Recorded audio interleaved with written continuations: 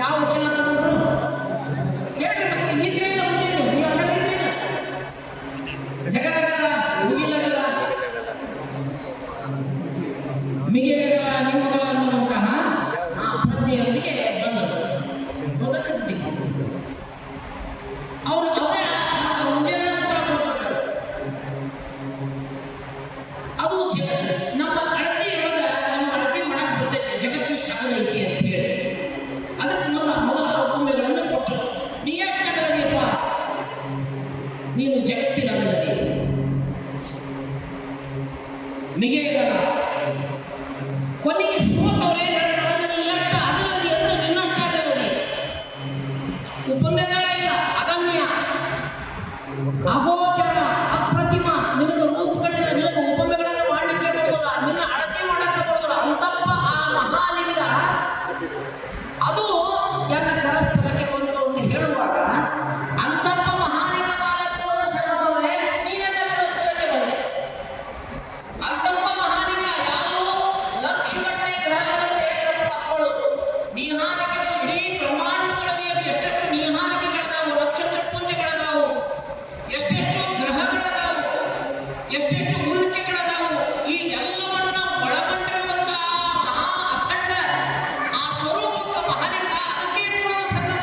ಅದೇ ಚಂದ್ರಮಲ್ಲಿಕಾರ್ಜುನ, ಅದೇ ಚಂದ್ರಮಲ್ಲಿಕಾರ್ಜುನ, ಅದೇ ಈಗಿಯೂ ಕೂಡ ನೀವು ಲಿಂಗವನ್ನು ಹಿಡಿದುಕೊಂಡ್ರೆ ನಿಮಗೆ ಏನ್ ನೆನಪು ಬರ್ತದೆ ಹೇಳಿ? ಲಿಂಗವನ್ನು ಹಿಡಿದುಕೊಂಡ್ರೆ ನಿಮಗೆ ಏನ್ ನೆನಪು ಬರ್ತದೆ? ನೀವೇನಂತೀರಿ ಎಲ್ಲ ನೆನಪು ಬರ್ತದೆ.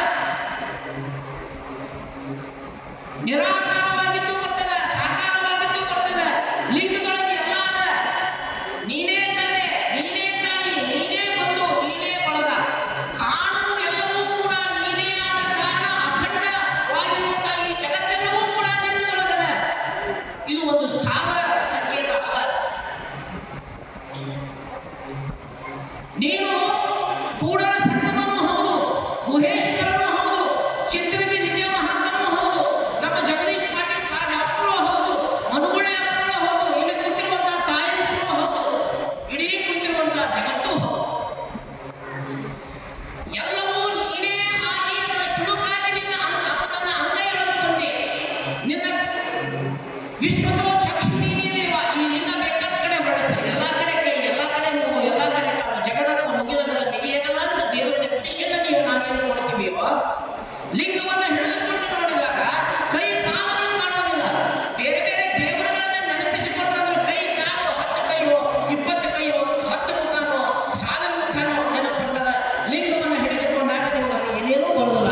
ನೀವು ಏನು ನೆನೆಸಿಕೊಂತೀರಿ ಅದು ಎಲ್ಲವೂ ಬರ್ತದ. ಎಲ್ಲವನ್ನ ಒಳಗೊಂಡಿರುವಂತಹ ಮಹಾಲಿಂಗ ಇದು.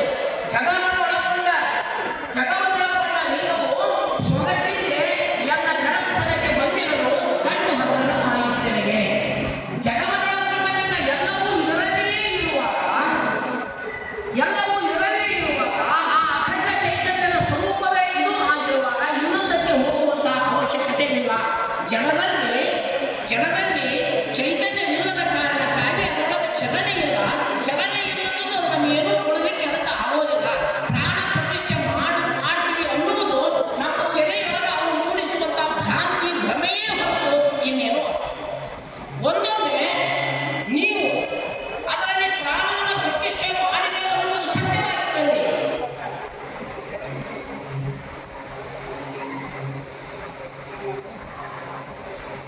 ಇದು ಒಂದು ಪ್ರಶ್ನೆಯನ್ನು ಕೇಳ್ರಿ ನೀವೆಲ್ಲರಿಗೆ.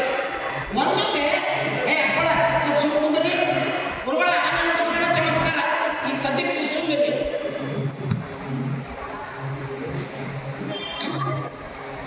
ಒಂದೊಮ್ಮೆ